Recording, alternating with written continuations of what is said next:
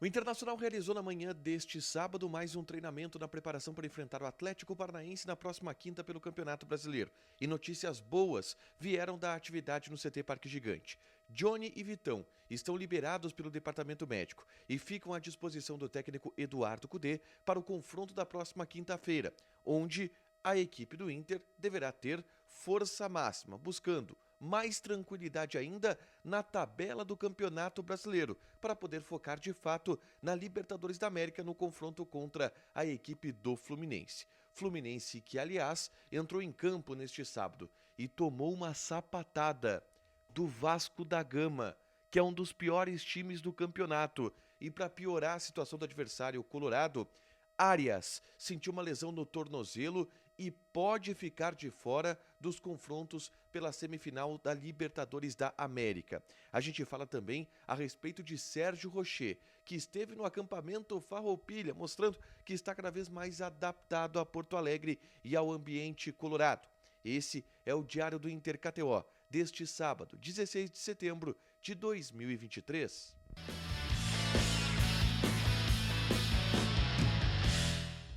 Tudo bem, gente? Obrigado pela participação aqui. Não esquece de deixar teu like, te inscrever, de ativar as notificações. Bora falar do Internacional aqui no A Dupla. Nesse vídeo eu quero falar sobre um resumo do noticiário colorado ao longo deste sábado, muitas informações importantes para a gente trazer aqui, tá? E a primeira delas envolve o treinamento pela manhã no CT Parque Gigante, que teve a parte inicial do aquecimento aberta para a imprensa. E nessa parte inicial a gente pôde novamente notar a presença de dois jogadores que estão voltando do departamento médico. E mais do que isso, agora a confirmação de que eles estão liberados pelo departamento médico e a partir disso podem estar à disposição na partida de quinta-feira contra o Atlético Paranaense. Johnny e Vitão. O departamento médico do Inter já liberou esses dois jogadores e eles ficam à disposição do técnico Eduardo Cudê. Estarão relacionados para a partida da próxima quinta contra o Atlético Paranaense. Reforços importantes, portanto, óbvio, para as semifinais da Libertadores da América contra a equipe do Fluminense. Johnny e Vitão estarão à disposição e serão peças muito importantes para o técnico Eduardo Cudê. Aliás, a tendência é que Eduardo Cudê coloque em campo na Arena da Baixada uma equipe com força máxima, tá? É óbvio que alguns jogadores podem ser preservados. E aí vai dizer, bom, não é força máxima, mas é um time titular ainda assim. Vou dar um exemplo, tá? O Johnny, como tá voltando de lesão, pode-se entender que ele não esteja na melhor das condições. E aí quem está melhor condicionado, até para encarar um gramado sintético, seja o Rômulo. E o Rômulo possa ser um titular. O Vitão, por exemplo, ainda não. O Hugo Malho fica na zaga, mas força máxima do Inter em comparação àquilo que o Inter vem apresentando ao longo dos últimos jogos. Arangues, Valência, Alan Patrick, essa turma, por exemplo, pode jogar porque uma vitória contra o Atlético Paranaense dá mais tranquilidade ainda para o Internacional na tabela do Campeonato Brasileiro. Falando sobre Rômulo, aliás, eu gravei um vídeo na tarde deste sábado falando sobre ele. Por quê? O Inter precisa tomar uma decisão sobre o volante, que tem contrato se encerrando no final dessa temporada, não pertence ao Inter, ele pertence ao Atlético de Minas Gerais, e o Inter deverá fazer um investimento de 4 milhões de reais para comprar Rômulo em definitivo.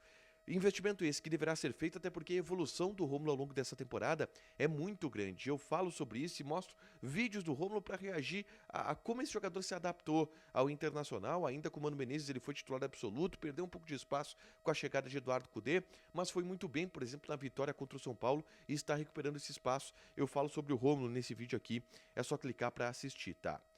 Se o Inter quer avançar no Campeonato Brasileiro, vencer o Atlético Paranaense e com isso, enfim, ter uma tranquilidade maior na competição nacional para enfrentar o Fluminense parece chegar para esta semifinal com um clima um pouco mais abalado do que o Internacional, tá? Ou bem menos embalado do que o Inter, tá? Isso porque neste sábado o Fluminense encarou o Vasco da Gama em clássico carioca no estádio do Engenhão. O Vasco da Gama, você sabe, é um dos piores times do campeonato, um time muito ruim, o do Vasco da Gama, que está na zona de rebaixamento e penou para vencer ao longo dessa temporada. Só que o Vasco da Gama venceu o Fluminense.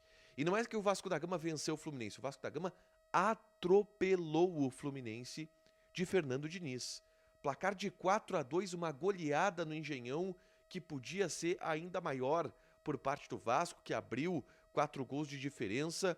Uma situação muito feia para o Fluminense, que teve o Fernando Diniz longe por 2 semanas e agora começa a se discutir. Será que a barca lá pode ter desandado com esse período em que o Diniz ficou fora? Os caras tomaram 4 do Vasco da Gama, que é o pior time do campeonato.